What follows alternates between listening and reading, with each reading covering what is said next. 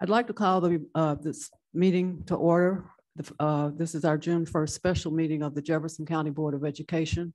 Thank you for being with us this evening. The purpose of this meeting I will get to in a minute, but I have to say, first of all, that I would like to, on behalf of our school district, to offer our condolences and prayers to the families that are in Texas at this time. It's the most horrific thing that has happened to our children in a very long time. That's not on what I was supposed to say, but I got permission to say it before you all start reporting me to somebody. It's good, it's okay. So having said that, we're going to move on to the persons that are here to requesting to address the board first. I'm going to read the things that you need to hear, and Pastor Shirley is going to call the speakers up. And thank you for being here this evening. In accordance with the board policy 01421, the board expects that persons who have signed up to address the board will limit their remarks to the one action item for tonight, the JCPS school choice proposal. In addition, that their presentation will not include any abusive remarks and that they will present their remarks in a manner that is consistent with the orderly conduct of the meeting. Also, in accordance with board policy, the board reserves the right to limit, extend, or terminate discussion. Discussion of personnel matters is not permitted as the board has no legal authority regarding such matters, and such discussion is not appropriate. Personnel matters are within the authority of the superintendent. If a speaker begins to discuss a personnel matter, the chair shall immediately terminate. I should say the chair or vice chair shall immediately terminate the speaker's remark. A speaker may not initiate charges or complaints against an individual district employee. Discussion of a district employee by name or position is not permitted in order to ensure confidentiality and fairness for the employee. If a person discusses a district employee by name or position in their remarks to the board, the chair or vice chair shall immediately terminate the speaker's remarks. Speakers before the entire board are not allowed to use props, displays, or other objects during the presentations. However, informational handouts may be given to the assistant secretary to the board for distribution prior to or following the meeting. Each speaker is allowed 3 minutes to address the board and may not share these minutes with any other speaker. At the end of 2.5 minutes, a bell will sound once. You will then have 30 seconds to finish your statement. At the end of the 3 minutes, the bell will sound twice, indicating that your time is up.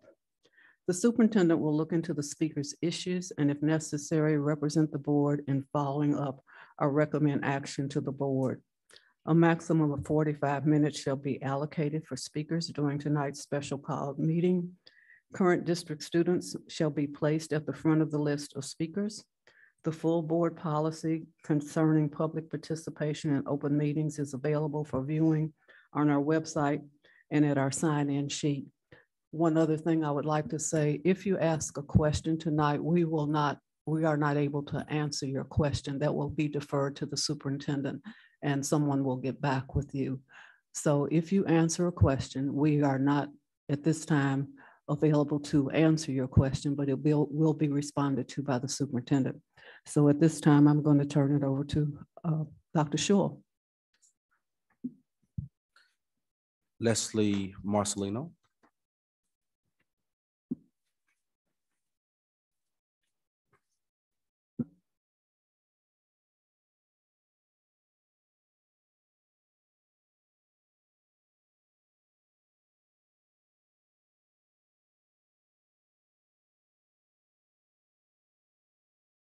Thank you. The League of Women Voters believes that well-educated, informed citizens are essential for democracy's success and find that JCPS school choice proposal offers a comprehensive plan for improved student achievement. It creates choice, access, and ease of understanding for those students in the choice zone where there was none in the West End neighborhoods from which most students were previously bused to satellite resides. Additionally, to address equity and diversity, it has been expanded to include resources for necessary wraparound services and innovative academic supports for those students to fulfill their academic, creative, social, and emotional potential. The League believes that the plan's well-researched and innovative instructional programs and supports will improve academic proficiency and wide-ranging competencies in settings of diversity and equity. In addition, culturally responsive teaching by dedicated teachers and a deep, tangible, and measurable method for curriculum and pedagogy must be afforded all students for any school plan to be effective. Magnet Schools of America provide rigorous standards for creative, effective magnet schools are based on their audits of magnets nationwide, finding diversity a critical element in improved academic outcomes. The League agrees that more MSA standards for accredited magnets should be established to create diversity in general and improve academic success. This is so important to school assignment improvement that it must not rely solely on the use of targets and goals. The League recommends the following additional steps for ensuring broader academic success. All of the elementary schools located in the choice zone should be converted to new or mirror whole school magnets, more than doubling the choice zone magnets proposed. Strict guidelines for school diversity in the choice zone magnet schools, particularly requiring all 3 category quotas to be fully filled rather than fill seats from another category. Community understanding and commitment is important to the success of this plan. To keep parents and the community informed and involved, the League suggests the following. Use diverse, innovative modes of neighborhood communication to increase understanding of effective school models, educational opportunities, increase participation in the targeted programs. Provide communication in other languages spoken by students and parents in the JCPS community. To create transparency and data-driven decision-making, regularly collect and publish information about present and projected diversity indexes, indicators of students' academic, creative, and social success, and parent preferences and responses to questionnaires. The Louisville League of Women Voters stands ready to help JCPS attain social, emotional, academic goals envisioned in this plan. The League supports public schools with equitable education opportunity as essential for making democracy work. Thank you. Thank you. Martin Haslett. Martin Hazlitt. Holly Smith.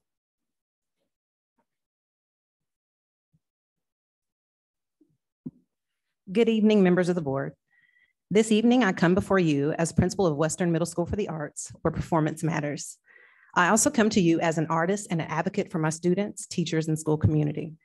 As you may know, in 2010-2011, Western Middle School for the Arts became a district-wide magnet school for visual and performing arts.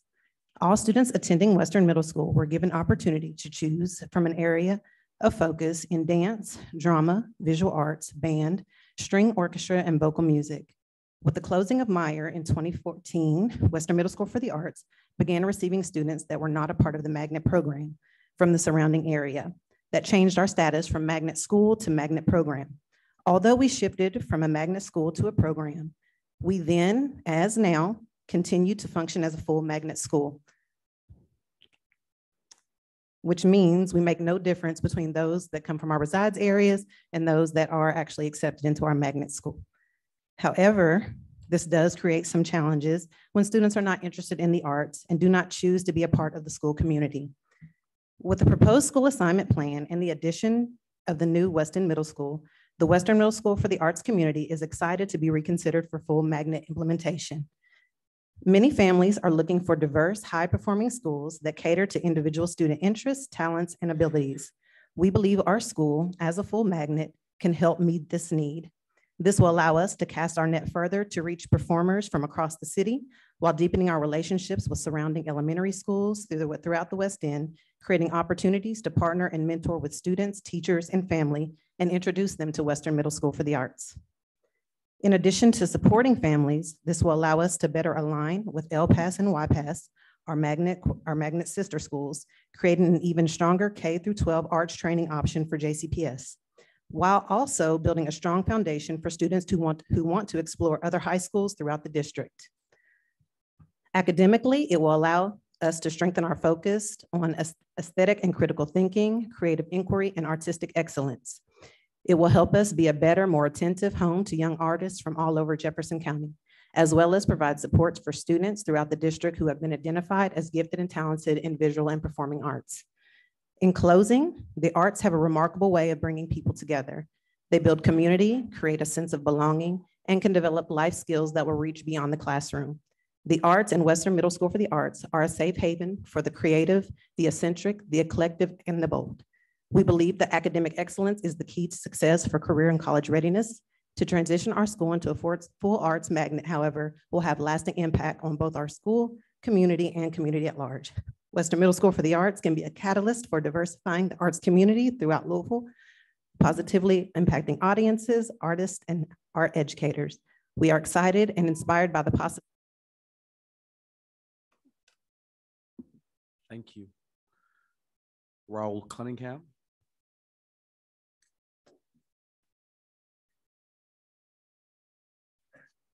Thank you, Mr. Chairman, to the board.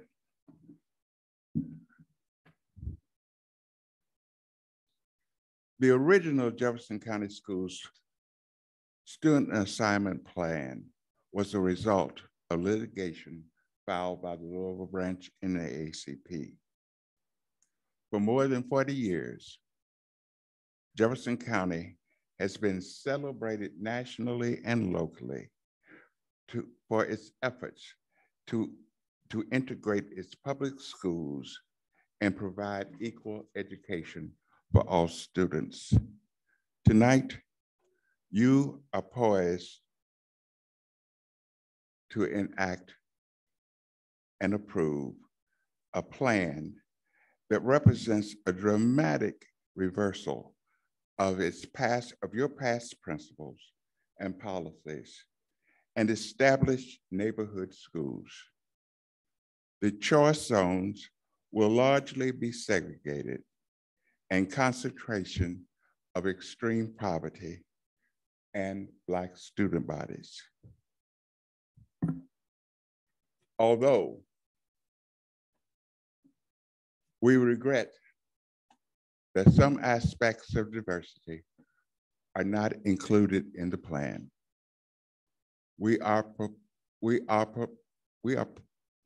can't get it out. We are geared and ready to support the plan, but with certain conditions.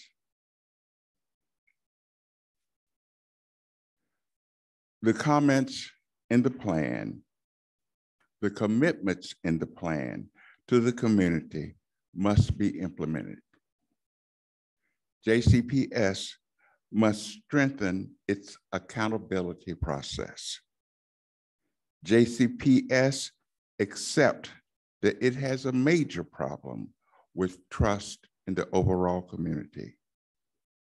JCPS recognize that the commitments made in the new plan and publicly are viewed as moral and contractual commitment to the community and those in the choice zone.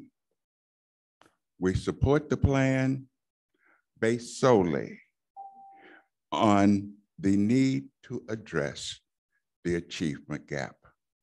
We thank you for tonight's allowing us to speak, and we'd like to thank the superintendent and the 5 members of the board who have already met with us to discuss the plan. Thank you.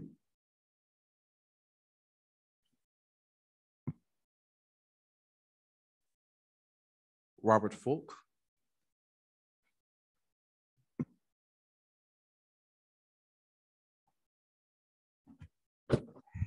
Good evening, members of the board, and thank you for the opportunity to speak. This evening, I come before you as a twice-over principal in our district, a current assistant superintendent, a lifelong Louisville resident, a current resident of District 5, a former resident of District 7, 6, 2, and 1, and most importantly, a JCPS parent of 3 kids.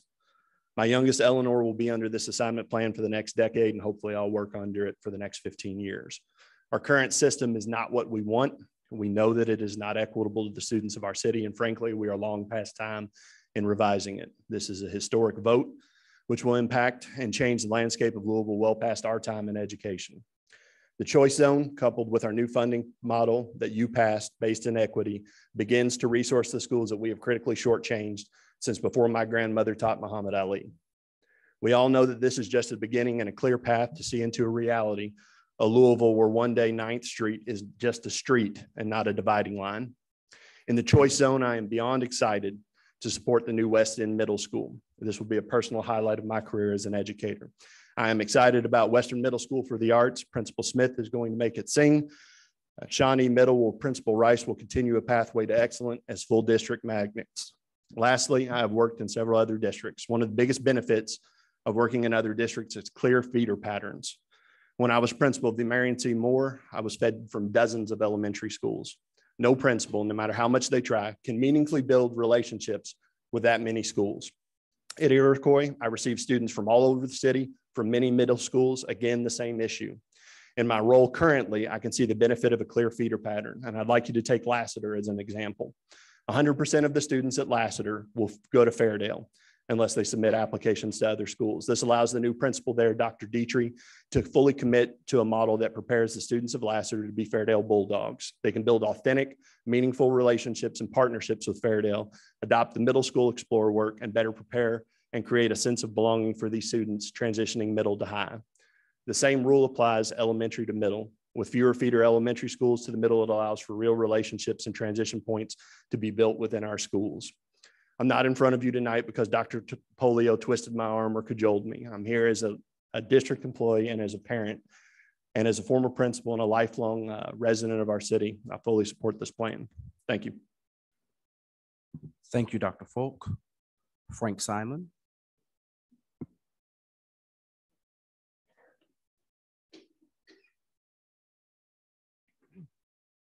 My name is Frank Simon. I'm here to talk about the new student assignment program. I think it's good, and everyone ought to have the choice whether they're going to be bused or not. But the thing that I see as a problem is the achievement gap, which is not really addressed in this new program.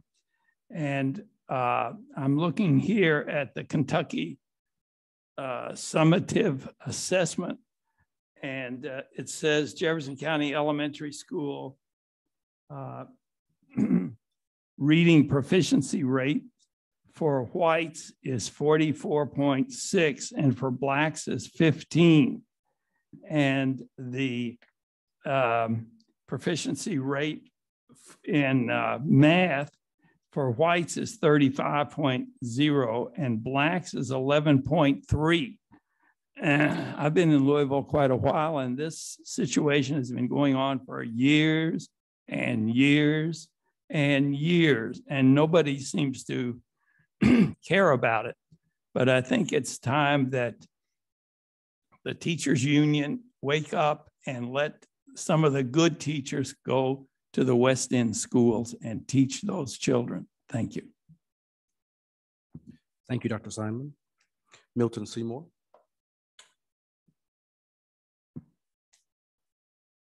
Milton Seymour. I'm here tonight to talk about this student assignment.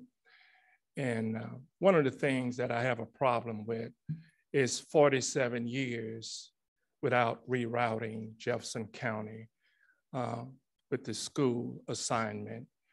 And I must say that we can't wait another 47 years. If something is messed up, we must get back on the trail again. It's just like anything else that's going on out here. I really want this to work. Some of you know me and perhaps don't believe that, but I really want to see Jefferson County win this one. And I'd like to know one of the things, and I won't ask no questions, but one of the things that bothers me during this pandemic, we've had so many students missing. Do we know where those students are? You know, when we talk about 97,000 students and we talk 10,000 missing every day, how are we going to address this with this student assignment? Are these children, young people, going to be assigned to school? Are we going to know where these children are? And that's my question. And that's pretty much what I have to say. And like I said, when I got up, I really would like to see this work.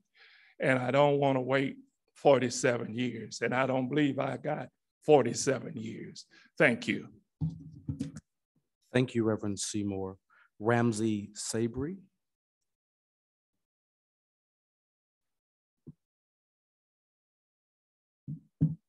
Thank you, Chairman.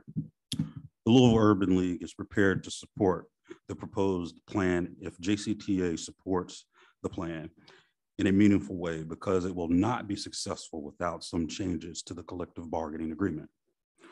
Our teachers and administrators deserve a raise, and we hope the new contract reflects a substantial pay increase for these heroes who have pushed through a pandemic to help ensure that our students not only survived, but learned despite obstacles and challenges.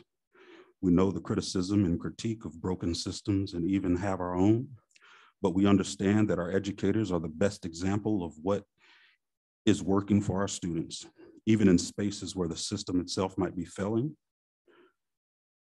It is not our teachers, but these historical system failures that cause concern.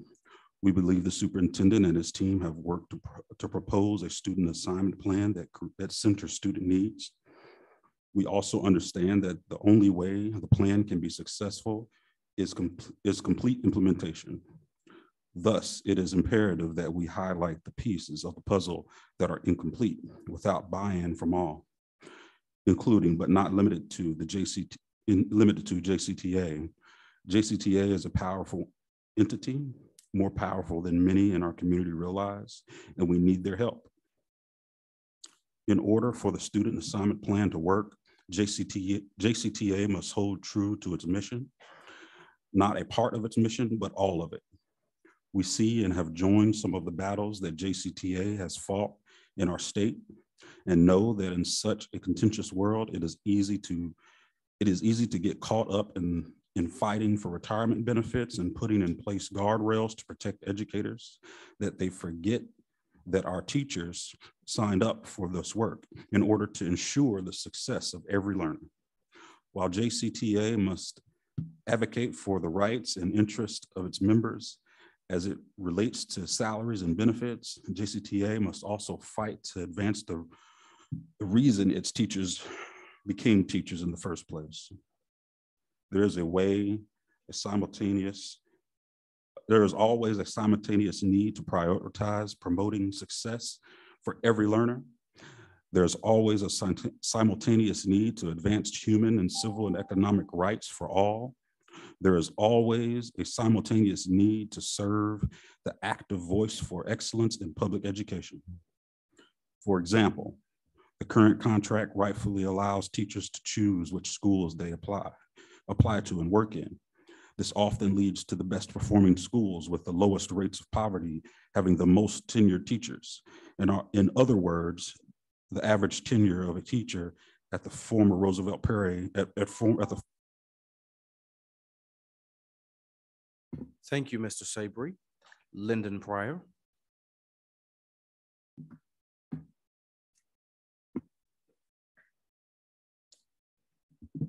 Good evening. I rise as not only a member of the Louisville Urban League, but also as the parent of a JCPS student. We understand that the superintendent has proposed an increased stipend for those working in our choice schools. We expect that stipend to be no less than $10,000 in additional income per year. We suggest this change in order to see that an increased investment in schools that have higher poverty and lower resources and can be seen as less desirable assignments.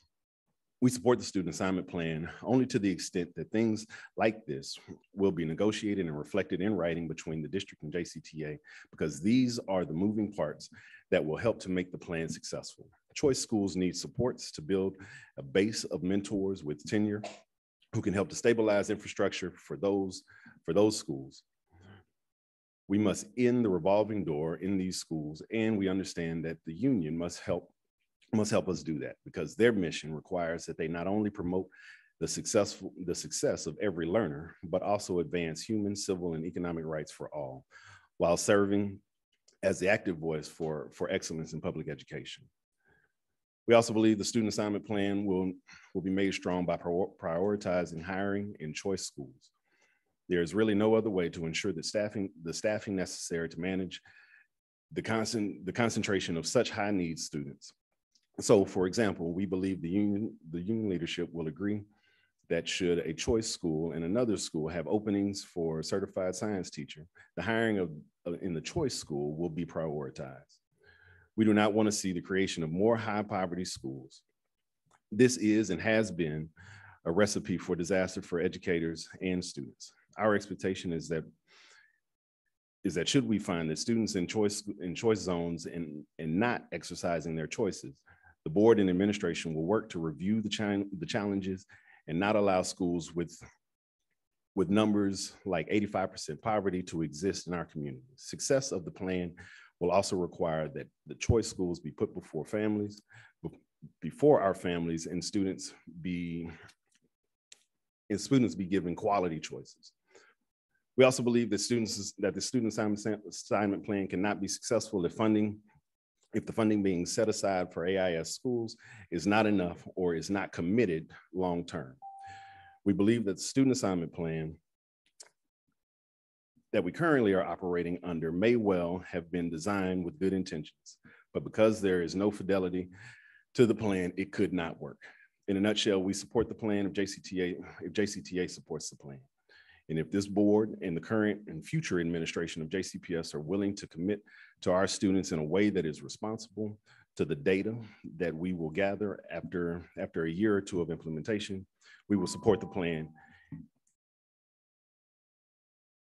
Thank you, Mr. Pryor. Stacy Rowan.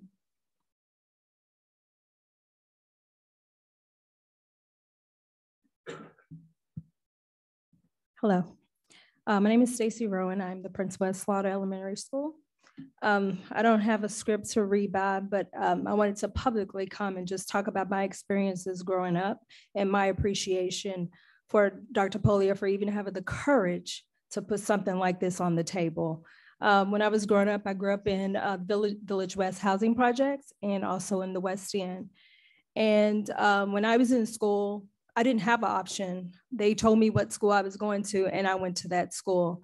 If I missed the bus, first of all, I better not miss the bus because I didn't have money to catch 2 buses in order to get to Iroquois High School, and I lived off of Algonquin Parkway at the time. So basically, that's what I wanted to say. I wanted to say it may not be the plan that we're looking at right now that we want in place, but the blessing of it is that it's on the table. And Polio always tells us in order to make true change, you have to have tough conversations. And this is a tough conversation. So I do appreciate that. One of the things I did want to mention though, that I am afraid of, when I was growing up in the projects, I didn't have a doctor or lawyer who lived next door to me. It just didn't happen that way. So my fear is making sure that our families in the West End are educated on what does it mean if you decide to keep your child in the West End schools? What does that mean moving forward?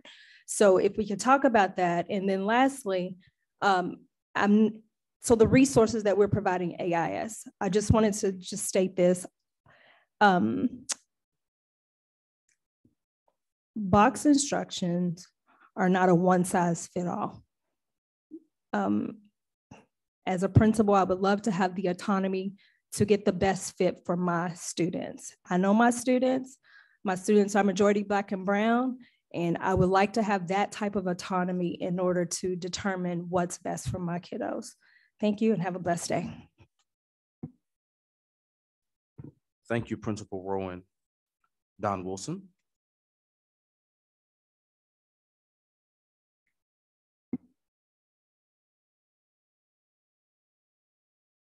Good evening, Dr. Porter, Dr. Polio, Dr. Schultz, and members of the board. It's been a while since you heard from me, but I'm honored to be here today to represent the Louisville Metro Human Relations Commission. We want to thank you for taking the initiative to inform the community concerning everything from racial equity and including this student assignment plan that you have put forth. You've explained what works, what doesn't work, and what the next steps are going forward. Your efforts are much appreciated. However, we remain cautiously optimistic that this plan will resolve all of the issues within Jefferson County Public Schools. We have some reservations. concerning the execution of the plan, the strong possibility of resegregation, a lack of multicultural associations being involved, and community resources to teach parents how to support their children's education. Now, hopefully, more members of the community will be able to get key questions answered, which will give this community a greater understanding of what JCPS will do to address these issues, not only of equity, but the issues of achievement gaps within marginalized communities without becoming segregated again. Again, we, the members of the Louisville Metro Human Relations Commission, appreciate the time and the effort and the consideration you have put into this plan. And we would like to offer our assistance in helping you set up anything you need, from community forums to outreach in the community, to helping you find the teachers that you need to make this work. We're here for you, just like we have been in the past. It will be the same as it is in the present. We are more than willing to assist you in making our schools and our community top-notch, safer, better than they were before. We know this is not the end of the road, but the next step in a very long journey. Thank you. Thank you, Commissioner Wilson. Faye Owens, this will be our final word.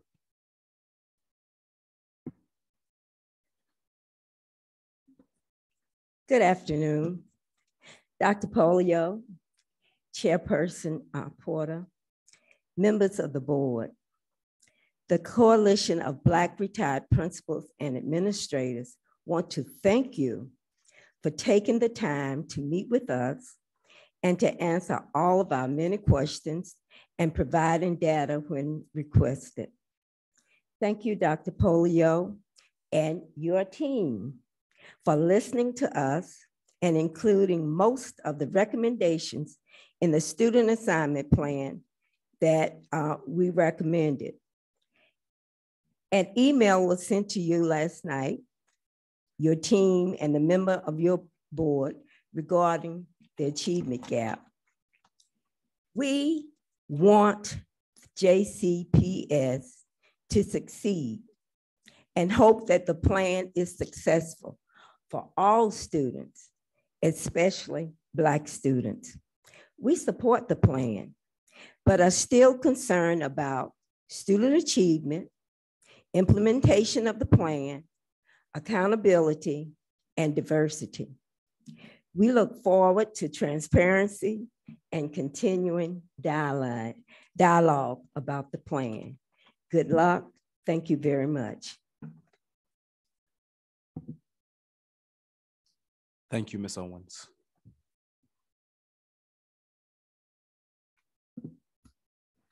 Thank you to our speakers. Next on our agenda is the recommendation for the approval and consideration of a motion regarding district school choice plan. I will turn it over to Dr. Polio first, and then we will move on after Dr. Polio speaks. Thank you, Chair Porter. Thanks to all of our speakers. We appreciate your input. This is a historic moment for us tonight that we have been preparing for many months and years. As we've well documented here, it's been about 38 years since we have had significant change to the student assignment plan. And as we've talked about over the past 2 years, all too often, we have run into systems that have needed change for a long period of time. That doesn't mean they were ineffective when they started, but over a period of time, that does mean that we need to be reviewed and changed. This is one of them. First and foremost, though, I do want to recognize the people that are here tonight that have put so much time and effort into this. And I look around this room and I'm inspired by the amount of people out here that are sitting here right now, with nearly every single one of them just concerned with student success and improving the trajectory of children's lives.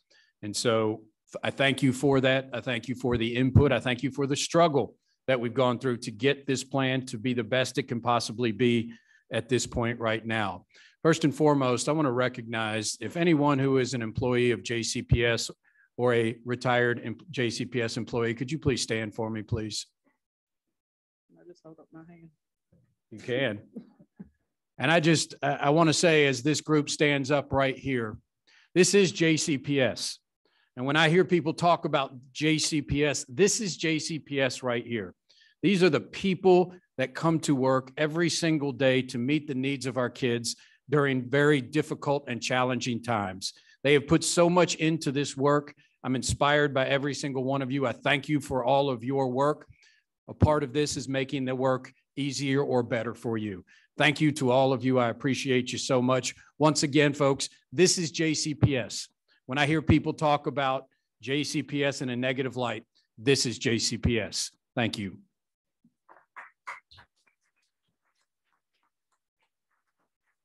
I also want to recognize some individuals who have spent so much time with this. First off, Amanda Averett Bush and her team. And I have to recognize Cassie Blousey, who is no longer with us, but was a big part of this work. Thank you, Amanda, and everyone on your team who has put so much into this. If it passes, you now have implementation ahead of you. So we've got that work ahead of you. Robert Moore, Chief of Schools, for all of his work. Dina Dossett, for her work, is involved in this as well. Amy Dennis, Chief of Staff, who was I could go through my whole team from HR to finance. I mean, we could go down the line of the people that have done so much work. Communications, I could say each and every one of the divisions have put so much into this work to make sure that we bring the best plan possible to this Board of Education. I know this has been a challenging, difficult, stressful time for all of you. I assure you of this. All of these people out here that work so hard every day, I've known this for many years. This student assignment plan has negatively impacted students and student achievement. And so now is the time to make change. Is it the perfect plan? I don't know. We've built in everything we can to report out to you, to bring you the systems, the accountability that is needed for us to change this along the way. But as was said earlier, we will not be waiting for decades to do this. We will do this as we move forward each and every single year. That is built into the plan. But one thing I do know, this will have the most positive impact on students of anything we've done in this district in decades. And this is the most important vote that this board has taken in decades. I believe it will have positive impact. I do not believe it is the sole answer to the achievement gap. There are many things that we have to do, but this is a big step forward for this district, and I'm proud to bring you this plan. So this evening, I will bring you very briefly the same thing, exactly what we are proposing and recommending to you. So as you know, our guiding principles: equity, access, ease of understanding, diversity, and choice. I'll say it again. I believe right now in our current plan, we're 0 for 5 in those areas. It has been 40 years since we have reviewed this plan. It has been, I can honestly say, it's been a long 3 or 4 years in this process. And the last 6 months have been very intense. I want to thank once again everyone who has given us feedback on this plan. I believe from where we started to where we are now, the plan is significantly better because of your input and feedback that you have provided us, from just a student assignment plan to a student assignment plan that truly provides the supports that kids need to be successful, whether that's a magnet school or an assigned school. And so first of all, our dual resides and feeder patterns, our recommendation to you, beginning with the 23-24 school year, will be to implement choice zone, as you see above you on the map, with networks 1, 2, and 3, and the elementary schools that are in that choice zone.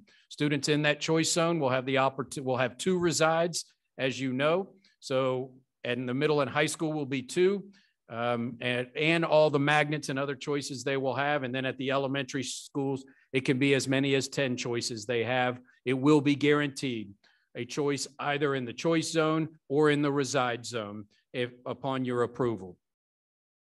You will be approving the elementary school cluster map. This is a complete change to our current clusters that is 100% aligned with the high school map as well. Once again, we did our very best with the middle school and came close, but this is 100% aligned with the high school map, and it is long overdue that we align all 3 of these student assignment plans, so to speak. You will be approving the middle school boundaries as you see on the map above. Finally, you will be approving the high school boundaries. Once again, these all begin with the 23-24 school year and the selection of schools that would start beginning this fall with our showcase of schools. As you can see, this is the impact it has on our feeder pattern from about 94, 95 feeder patterns down to about 20. The difference this will make on student belonging and student outcomes is hard to describe. I think several speakers talked about it, but this will have a huge impact on the students in our school district. You will be approving our Choice Zone Support Plan.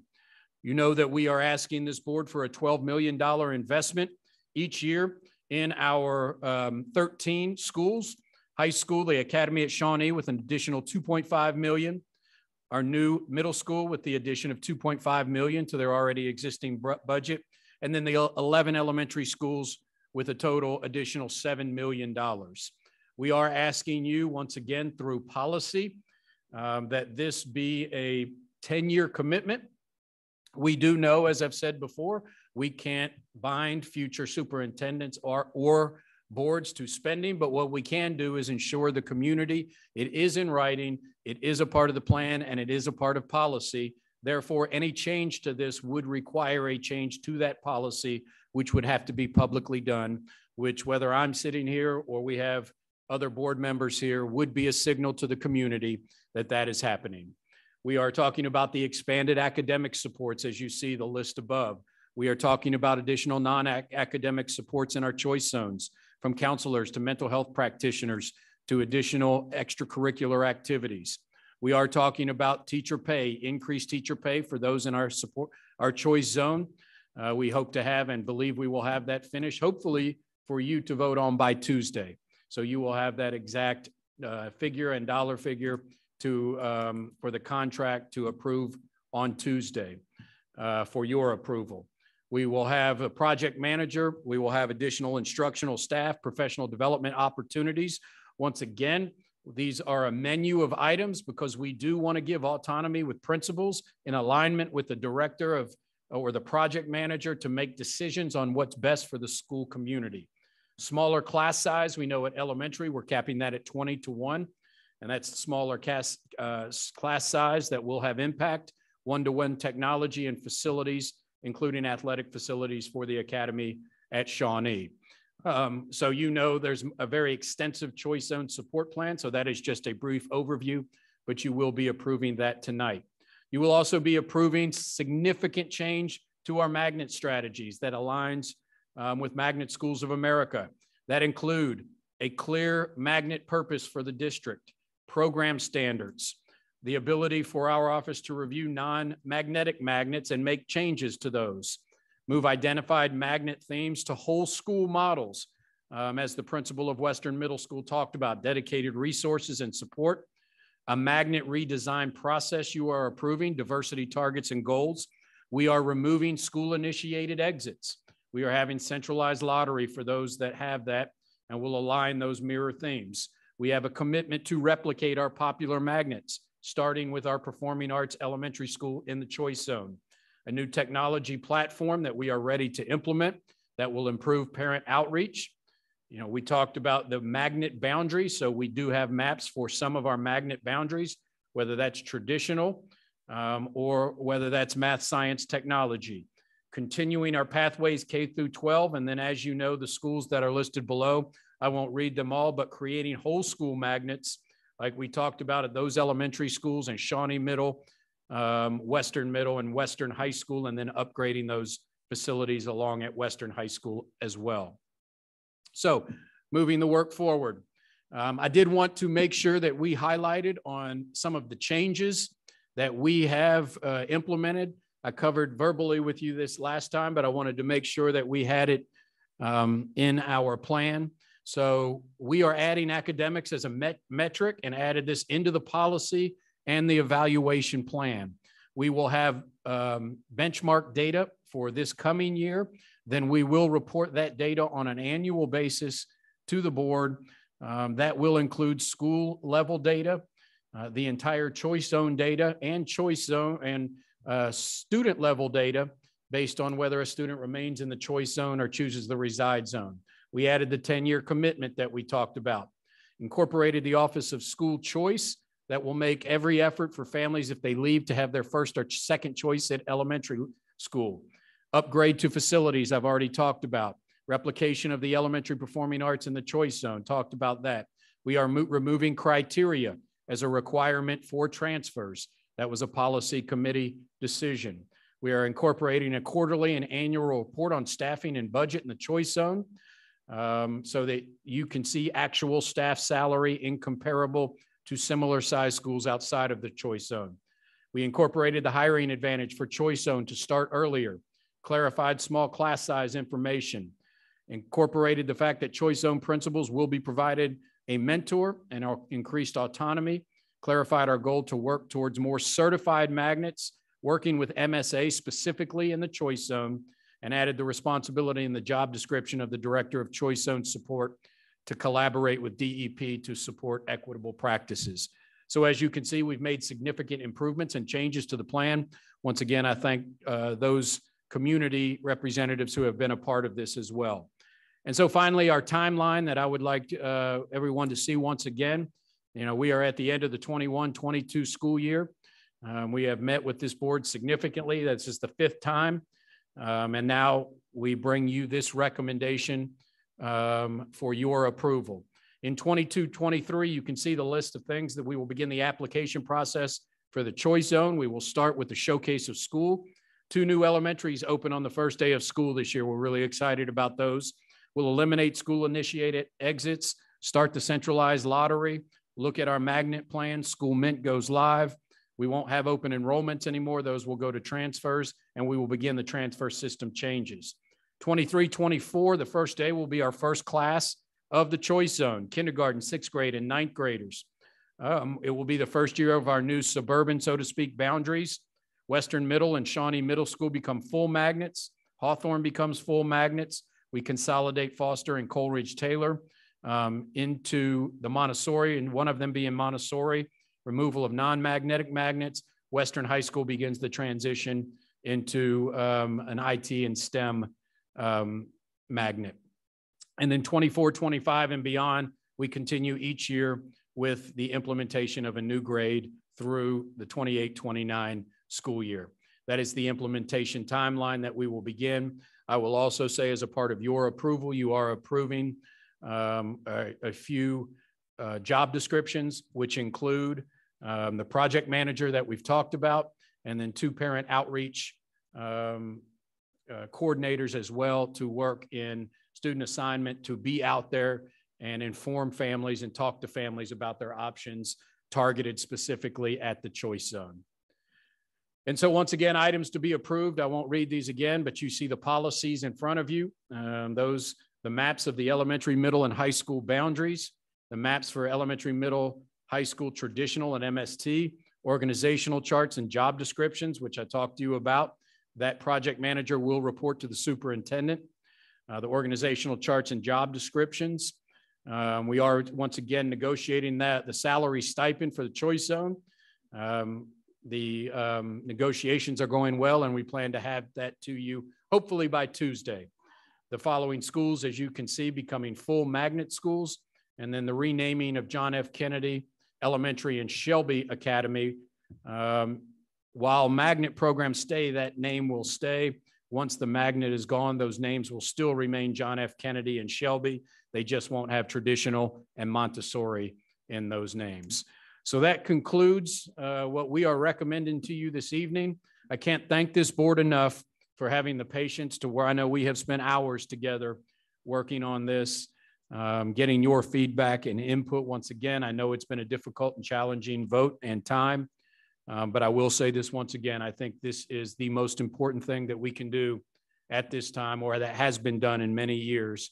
And it's the start of many more things we have to do. So this isn't the end of the road. This is just the beginning of major change that we have to make. But this is substantial change and important change. Thank you, and I look forward to your approval. Okay, before I call for the vote, I will ask board members if they have comments before we have the vote. I also want to say that this is a very serious vote that we're taking tonight.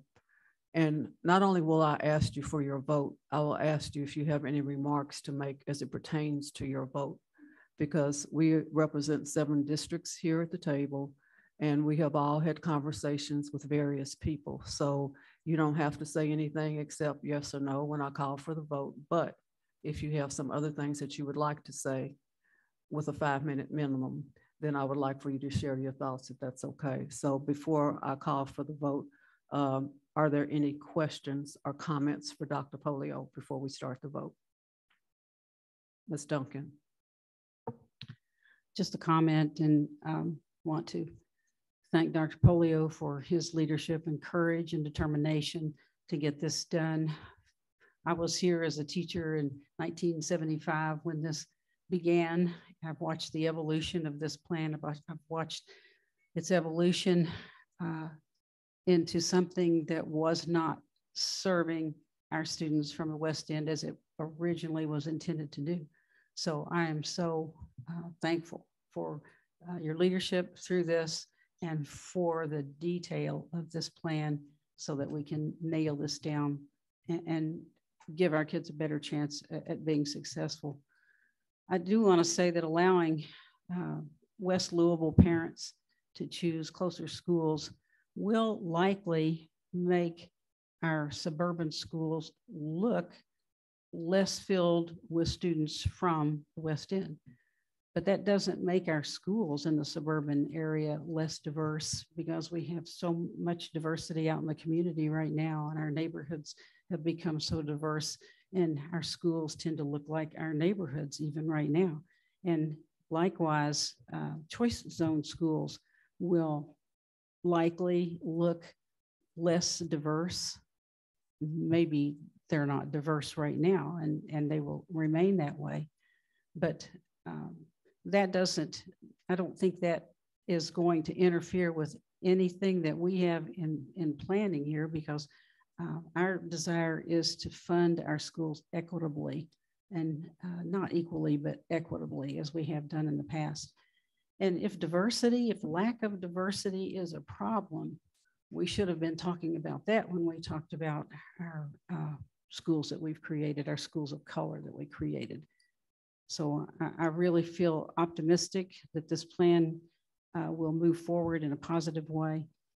We're promoting choice over assignment, equitable funding over equal funding, and achievement gains over just sending West Louisville students all across the county so that we will appear diverse without the necessary resources that needed to follow them. So thank you very much for this, Dr. Polio. It's an honor for me to be a part of this great change in 2022. Thank you, Ms. Duncan. I do want to say this, my belief of what neighborhood schools means, that's a word that is used in this debate for many, many, many years. And I do believe neighborhood schools, the definition meaning you are required to go to a school close to your home. And that is your only option. And so I think it is going to be incumbent on us as a district to properly inform families, to let them know their options, to make sure that they know outcomes that kids are having, whether they stay in the choice zone or leave the choice zone, and all the opportunities that are available. And that's why we are increasing staffing within our student assignment office so that they have the ability to do that, and being very open and honest with parents about that as well. Our ultimate goal is that every family in the choice zone struggles with the choice because they have 2 great options, as opposed, to not having any option at all. And so if they have 2 great choices, that is our goal, along with all the other magnet programs that will become more diversified as a result. So thank you. Other questions or comments from board members? Okay, at this time, I will ask for the motion. And do I read all these items, Kevin, for one motion, correct? Okay, hold on, I've got a lot to read in this motion, so just bear with me, please. Is there a motion at this time to receive the first submission and reading board policies 09.11 school choice system, and 08.134 magnet education. Secondly, to receive and review related administrative procedures, 09.11 AP.1, 09.11 AP.2, 09.11 AP.3, 09.11 AP.4, 08.134, AP.1, 08.134, AP.2, and 08.134, AP.3. Next, to receive the final school choice plan proposal document. Next, approve elementary, middle, and high school boundary maps. Next, approve elementary, middle, and high school traditional school boundary maps. Approve job descriptions and revised organizational charts for the director of the school choice and for support provided to the Office of School Choice for magnets. Approve the change of Shelby Traditional Academy's name to Shelby Academy. Approve the change of J.F. Kennedy Montessori Elementary's name to J.F. Kennedy Elementary, and approve the creation of full magnet schools at Hawthorne Elementary, Coolidge Taylor Elementary, Foster Academy, Western Middle, Shawnee Middle, and Western High School. So that is the motion, and I will call for the vote by name. Again, if you choose to say something, you may do so. And if you choose to not say anything, that is your prerogative at this point. So you have heard the motion. I'll start with Board Member McIntosh. Your vote, please. And we need a second, Chair Porter. The motion can be from the chair, which is permitted. We do need a second. Oh, so sorry. Got carried away with my reading assignment. Is there a second to the motion, please? Ms. Duncan? Okay, thank you. Now I'm okay? Okay, thank you. Okay, again, at this time, the vote from Board Member Sarah McIntosh. I'm just very pleased to vote yes. Thank you. Okay, thank you. Dr. Schul. Thank you, Chair Porter. Thank you, Dr. Polio, for your patience in working with us to ensure that this plan includes all of the necessary additions to ensure that Black kids have access and opportunity in the choice zone and throughout this district. And so we thank you for your courage and for your patience and for your willingness to work with us and to be cooperative. I think a debt of gratitude also should be extended to Chair Porter, who 2.5 years ago, when we started working on this plan, pointed out some of the deficiencies in it and what needed to happen to be sure that it was an equitable plan for all children. And she knows this district like the back of her hand. And we have been really privileged by her insight and by her knowledge of JCPS and her dogged determination to make sure that it's a better district for all children. So thank you, Ms. Porter. I know it's been a difficult 2 years. To our community partners, we spent a whole lot of time with some of you. Thank you for your voices. Today can be a new beginning for JCPS.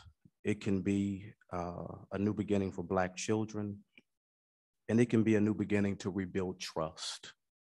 The stakes are really high, and I hope that we don't let Black kids down in this district. The devil is in the details. Implementation is what matters. And so let's be clear that we can't drop the ball on this one. We cannot be found to be liars in what we will offer the community. So tonight, in memory of Dr. C. Mackey Daniels and Mr. Lakin Cosby, who warned of the detriment of the 1984 plan, in their memory, I vote yes tonight, cautiously, but yes. Thank you, Dr. Schul. Board Member, Ms. Duncan? Yes. Thank you. Board Member Marshall? Thank you, Chair Porter. I ditto all the thank yous that have gone out. This has been a long time coming. And Marty, I know we've had many conversations about the potential that we have to make real change in this district, to make lasting change, to really change the career of teachers and administrators, to make this a place where they want to come and work enthusiastically, as many already do.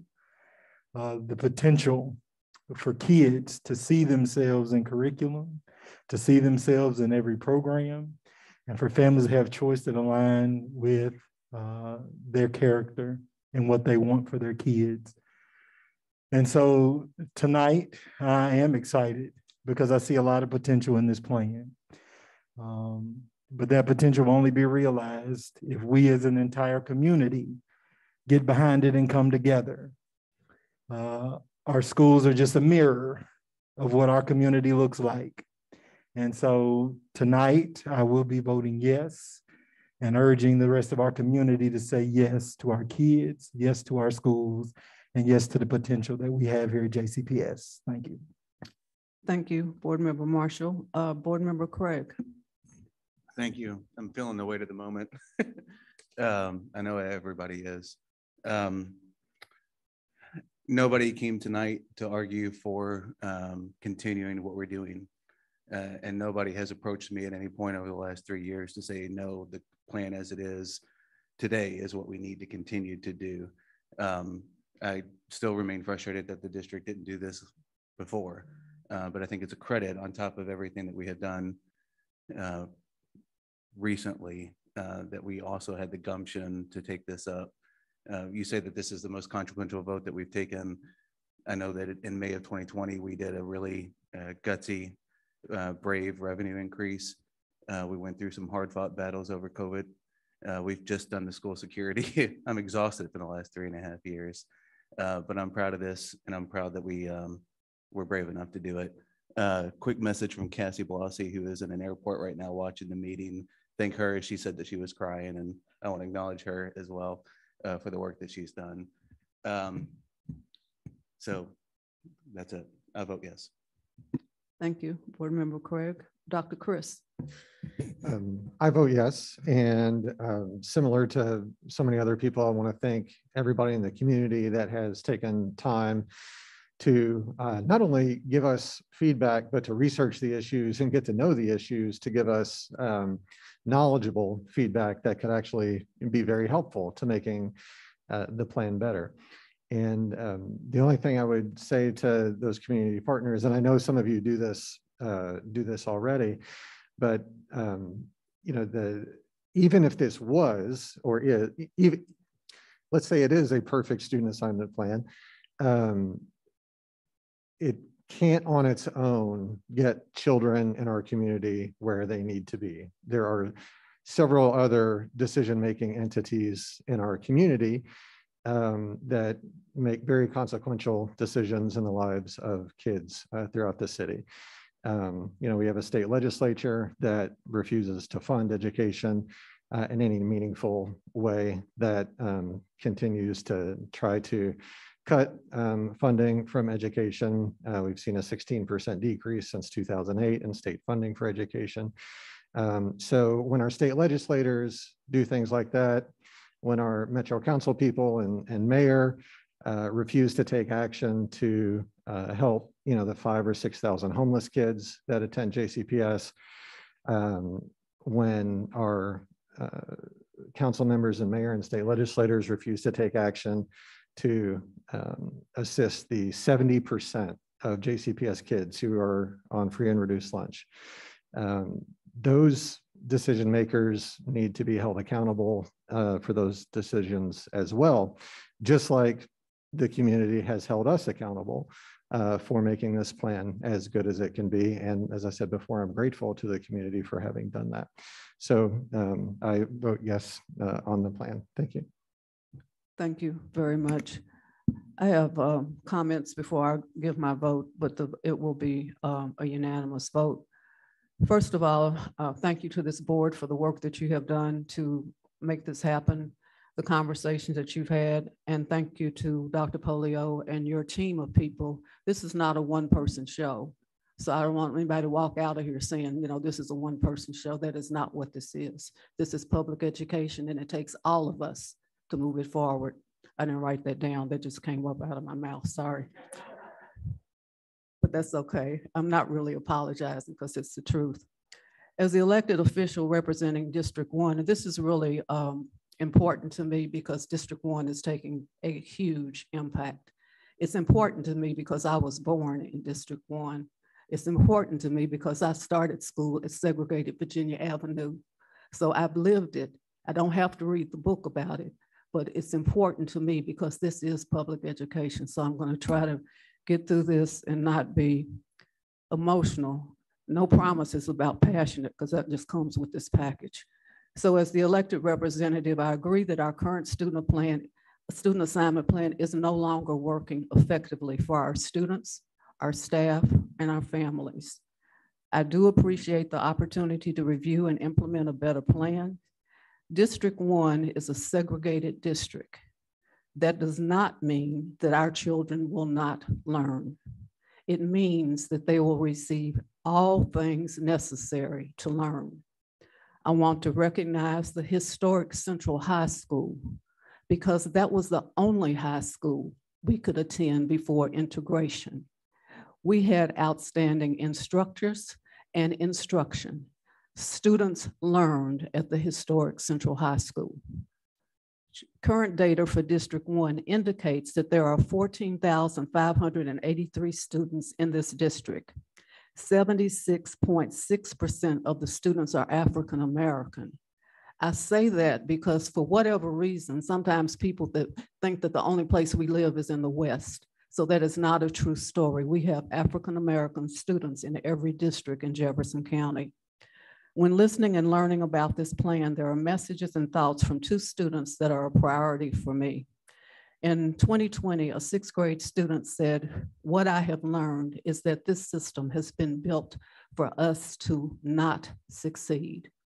In 2022, an elementary student said, "Things are not always good. I want to learn, and my mother wants me to learn." Those are words that we should carry with us every day because public education is about our students. There are many issues to be addressed: achievement, diversity, poverty, mental health, social emotional learning, the equity in instruction and facilities, and learning opportunities at school and away from school. This plan comes to us after many revisions based on conversation with the community. Special thanks to the Louisville Urban League, the NAACP, elected officials and organizations that have scheduled meetings with the superintendent to discuss the plan, and the follow-up meetings to review the suggested recommendations. Non-negotiables from the above organizations have been incorporated into this plan. I recommend that we implement this plan because there are specific goals. Someone has spoken tonight about the lack of achievement. Achievement will happen with this plan. Evaluation, accountability procedures, and recommendations for improvement must be followed as we move forward. As we move forward, it is not the words, the new buildings, the new job descriptions. It is dedicated implementation, evaluation, and accountability that will be looked at daily, monthly, quarterly, and annually. There are consequences if we do not implement this plan for the benefit of our students. Public education is for all students. Separating students from others by race and gender in some cases could create a feeling of inferiority that could affect students for many years. Therefore, the student's sense of belonging will be monitored. I agree with Reverend Dr. C. Mackey Daniels that all parents need to understand this plan. Tonight, all parents do not understand this plan, but that does not mean that we won't get them there. They do not understand this plan all over Jefferson County. There is much work to do. Hiring 2 staff members in the Student Choice Office will help. So thank you, Dr. Polio and Ms. Amanda, for making that happen. There is a critical need to ensure that parents, relatives, and this community understands this plan. I will close with a quote from Representative John Lewis. When you see something that is not right, not fair, not just, that means everybody in this room has to speak up. You have to say something. You have to do something. Please join this Board of Education, this superintendent, this staff as we move forward to work together to provide for the education that our students deserve. We cannot do it by ourselves. So I'm signing you up to be on the team to help us do the work. So I do vote yes. It's a unanimous vote. The motion passes.